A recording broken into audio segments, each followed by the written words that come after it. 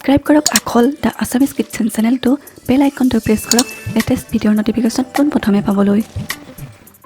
Hello' everyone মোৰ আখললৈ আপোনালোক সকলোকে পুনৰবাৰ স্বাগতম জনাই আজিৰ ৰেচিপি ভিডিঅ'টো আৰম্ভ কৰিবলৈ লৈছোঁ আজি আপোনালোকৰ ওচৰলৈ শাক-পাচলিৰে বনোৱা এটা স্বাস্থ্যকৰ ব্ৰেকফাষ্ট ৰেচিপি লৈ আহিছোঁ আৰু এই ৰেচিপিটো অকল ব্ৰেকফাষ্ট হিচাপেও নহয় ইভিনিং স্নেক হিচাপেও চাহ কাপৰ লগত জুতি ল'ব পাৰি গতিকে বলকচোন এতিয়া ৰেচিপিটোলৈ আগবাঢ়ো এই ৰেচিপিটো বনাবলৈ মই যোগাৰ কৰি লৈছোঁ এটুকুৰা বন্ধাকবি বন্ধাকবিৰ মই অলপ মাজৰ কোমল অংশখিনি লৈছোঁ আৰু লৈছোঁ এটা বিলাহী গুটিখিনি আঁতৰাই লৈছোঁ আৰু লৈছোঁ এটা পিঁয়াজ মই প্ৰায় এজন বা দুজনৰ কাৰণে বনাম গতিকে মই ইমানখিনি লৈছোঁ এতিয়া এটা চপাৰত বন্ধাকবিৰ টুকুৰাটো এই ধৰণেৰে কাটি দিছোঁ এতিয়া চপাৰটোত মিহিকৈ বন্ধাকবিখিনি কাটি ল'ম কটাৰীৰেও কাটিব পৰা যায় মোৰ ওচৰত যিহেতু এইটো আছে গতিকে চপাৰটোতে মই মিহিকৈ কাটি ল'ম মিহিকৈ কাটি ল'লে বনাবলৈ ভাল হয় মই বন্ধাকবিখিনি মিহিকৈ কাটি ল'লোঁ এই চপাৰটোত কাটিবলৈ বহুত ভাল যদি মিহিকৈ কাটিব লগা হয় ইয়াত দি দিলে ধুনীয়াকৈ মিহি হৈ যায় এতিয়া মিহিকৈ কাটি লোৱা বন্ধাকবিখিনি বাতি এটাত উলিয়াই লৈছোঁ আৰু এতিয়া বাকি থকা বিলাহীটো এইটোতে দি দিম আৰু পিঁয়াজটো এই ধৰণেৰে দি দিম কাটি পেলাই এইখিনিও মিহিকৈ চপাৰটোতে কাটি ল'ম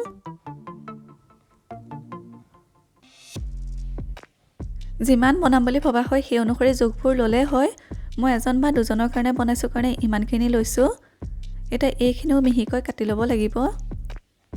যিমান মিহি হয় তিমান ভাল হয় বনাবলৈ এইখিনি খুব মিহিকৈ কাটি ল'লোঁ এতিয়া আটাইখিনি ভালকৈ বাতিটোত উলিয়াই ল'ব লাগিব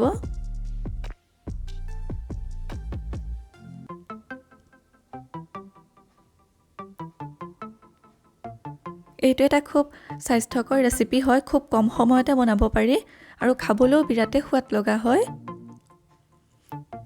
আটাইখিনি উলিয়াই ল'লোঁ বাতি এটাত এতিয়া দিম এটা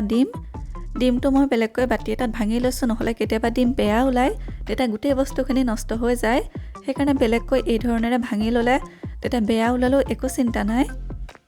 এতিয়া আটাইখিনি ভালকৈ মিহলাই সানি দিছোঁ আৰু এতিয়া দিম ধনিয়া যিহেতু ধনিয়াৰ দিন এতিয়া মই ইমানখিনি ধনিয়া কাটি দিছোঁ এতিয়া দিম এটা জলকীয়া জ্বলা যিমান খোৱা হয় সেই অনুসৰি জলকীয়া দিলেই হয় মই এটা জলকীয়া দিছোঁ যিহেতু ৰাতিপুৱাৰ আহাৰ হিচাপে বনাইছোঁ গতিকে বেছি জ্বলা খোৱা ভাল নহয় এতিয়া দিছোঁ আটা প্ৰথমতে আটা মই 1.5 চামুচমান দিছোঁ এইখিনি সানি পেলাই চাই ল'ম যদি দৰকাৰ হয় আকৌ ব্যৱহাৰ কৰিম আটাইখিনি ভালকৈ মিহলাই দিছোঁ আৰু অকণমান লাগিব সেইকাৰণে মই আৰু 1 চামুচ দি দিছোঁ আটাইখিনি ভালকৈ আকৌ সানি দিছোঁ এতিয়া ইয়াত দিছোঁ জোখমতে নিমখ পুনৰ ভালকৈ সানি দিম গোটেইখিনি এতিয়া যিহেতু শাক-পাচলিৰ দিন এই ধৰণেৰে শাক-পাচলিৰে বহুতো বস্তু বনাই খাব পাৰি অকণমান পানী দিলোঁ বেছি পনীয়া কৰিব নালাগে যিমানটো ইয়াত দেখুৱাৰ ধৰণেৰে পনীয়া হৈছে ইমানটো কৰিলেই হ'ল খুব ভালকৈ মিহলাই দিছোঁ এইখিনি হৈ গ'ল এতিয়া গেছত টাৱা এখন বহাই দিছোঁ আৰু টাৱাখন গৰম হোৱাত দি মিঠাতেল ইমানকণেই মিঠাতেল দিছোঁ আৰু এতিয়া তেলখিনি ভালকৈ বিয়পাই দিছোঁ টাৱাখনত এতিয়া তেল গৰম হোৱাত ইয়াত এই মিশ্ৰণখিনি বাকি দিছোঁ মই এবাৰতে বনাম গোটেইখিনি ইয়াত ভাগ ভাগ কৰি সৰু সৰুকৈও বনাব পৰা যায় এতিয়া আমলেট বনোৱাৰ নিচিনাকৈ দি দিছোঁ ডাঙৰকৈ বনাবলৈ অসুবিধা হ'লে দুভাগ কৰিও বনাব পৰা যায় মই এবাৰতে দি দিছোঁ গোটেইখিনি এতিয়া ভালকৈ বহলাই দিছোঁ অলপ পাতল কৰি দিছোঁ তেতিয়া সোনকালে সিজিব কাৰণ বেছি সময় ৰাখিব নোৱাৰোঁ এটা ছাইড নহ'লে তলফালে লাগি যাব সেইকাৰণে যিমান পাৰি পাতল কৰি দিব লাগে বহলাই পেলাই আৰু ফাটি যাতে নাযায় সেইটো মন কৰিব লাগিব আৰু এতিয়া একেবাৰে ল' ফ্লেমত এইখিনি সিজিবলৈ দিছোঁ আৰু মাজে মাজে এই ধৰণেৰে অকণমান লৰাই দিছোঁ যাতে তলটো লাগি নধৰে এতিয়া 1 মিনিটমানৰ কাৰণে ল' ফ্লেমত ঢাকোন লগাই দিম আৰু 1 মিনিটমানৰ পিছত ঢাকোন উদঙাই উলটিয়াই দিলোঁ এয়া আনটো ছাইডো একেবাৰে ল' ফ্লেমত 2 মিনিটমান সিজিবলৈ দিম। তাৰপিছত নমাব পৰা যাব।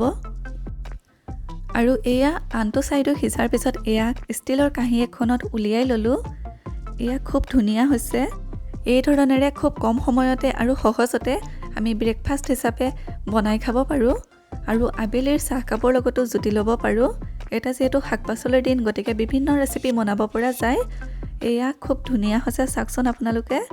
খুব ধুনীয়া কোমল হয়। মই বাৰু ছিঙিও দেখুৱাই দিম।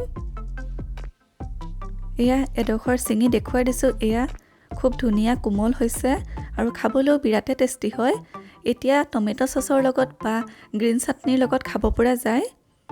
এতিয়া যিহেতু ধনিয়াৰ দিন, গতিকে গ্ৰীণ চাটনিও বনাই খাব পৰা যায়। গতিকে এই ধৰণেৰে এটা স্বাস্থ্যকৰ ৰেচিপি বনাই আমি ব্ৰেকফাষ্টত খাব পাৰোঁ, নাইবা আবেলি চাহকাপৰ লগতো তৎক্ষণাতে বনাই জুতি ল'ব পাৰোঁ।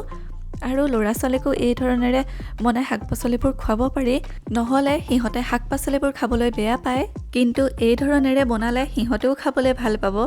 গতিকে এইটোৱেই আছিল আজিৰ এটা স্বাস্থ্যকৰ ৰেচিপি আপোনালোকলৈ আগবঢ়ালোঁ। আপোনালোকৰ কেনেকুৱা লাগিলে জনাবচোন। আৰু যদি ভাল লাগিলে তেনেহ'লে লাইক, কমেণ্ট আৰু শ্বেয়াৰ কৰিবলৈ নাপাহৰিব। আৰু আপুনি যদি চেনেলটোত নতুন তেনেহ'লে ছাবস্ক্ৰাইব কৰি দিব আৰু কাষতে থকা বেল আইকনটো প্ৰেছ কৰি অল কৰি দিব, যাতে আহিব লগা নতুন নতুন ৰেচিপিৰ ভিডিঅ'ৰ ন'টিফিকেশ্যনসমূহ সোনকালে পায়। আকৌ এটা নতুন ৰেচিপি লৈ অহাৰ প্ৰতিশ্ৰুতিৰে আজিলৈ বিদায়। ধন্যবাদ।